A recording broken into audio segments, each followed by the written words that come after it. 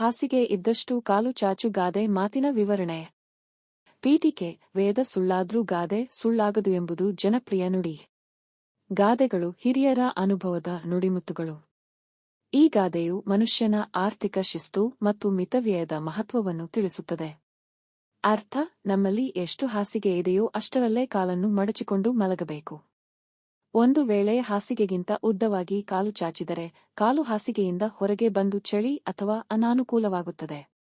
ಅಂದರೆ ನಮ್ಮ ಆದಾಯ ಎಷ್ಟಿದೆಯೋ ಅಷ್ಟರಲ್ಲೇ ನಾವು ಜೀವನ ನಡೆಸಬೇಕು ಎಂಬುದು ಇದರ ಅಂತರಾರ್ಥ. ವಿವರಣೆ: ಒಬ್ಬ ವ್ಯಕ್ತಿಯು ತನ್ನ ಗಳಿಕೆಗೆ ಅನುಗುಣವಾಗಿ ಖರ್ಚು ಮಾಡಬೇಕು.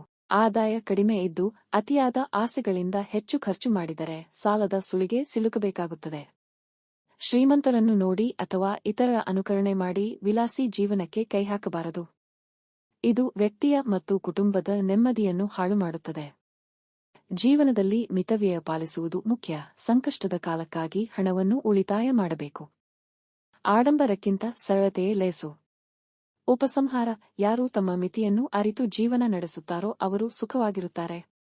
ಅತಿಯಾದ ಆಸೆ ಅಥವಾ ಶಕ್ತಿ ಮೀರಿ ಕೆಲಸ ಮಾಡುವುದು ಅಪಾಯಕಾರಿ.